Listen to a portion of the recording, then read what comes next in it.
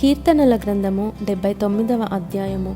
దేవా, అన్యజనులు నీ స్వాస్థ్యములోనికి చొరబడి ఉన్నారు. వారు నీ పరిశుద్ధాలయమును అపవిత్రపరిచి ఉన్నారు. యెరూషలేమును పాడుదిబ్బలుగా చేసి ఉన్నారు.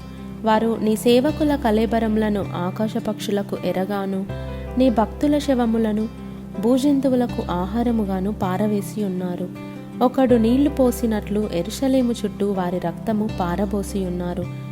వారిని పాతిపెట్టు వారెవరునూ లేరు. మా పొరుగు వారికి మేము అసహ్యులమైతిమి. మా చుట్టూనున్నవారు మమ్మును అపహసించి ఎగతాళి చేసెదరు. యెహోవా, ఎంతవరకు కోపపడుదువు? ఎల్లప్పుడూ కోపపడుదువా? నీ రోషము అగ్నివలె ఎల్లప్పుడూ మండునా?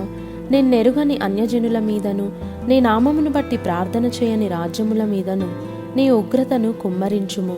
వారు యాకోబు సంతతిని మృంగివేసి ఉన్నారు. వారి నివాసమును పాడు చేసి ఉన్నారు.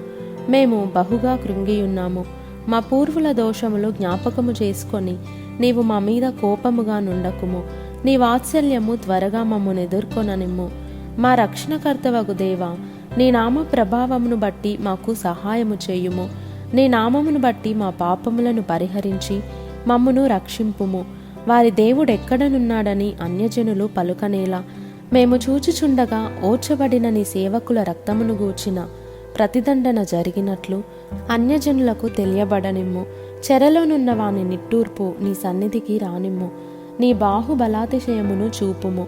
చావునకు విధింపబడిన వారిని కాపాడుము. ప్రభువా, మా పొరుగువారు నిన్ను నిందించిన నిందకు ప్రతిగా వారి ఎదలోనికి ఏడంతలు నిందను కలుగజేయుము. అప్పుడు నీ ప్రజలమును నీ మంద గొర్రెలమునైన మేము సదాకాలము నీకు కృతజ్ఞతాస్తుతులు చెల్లించెదము.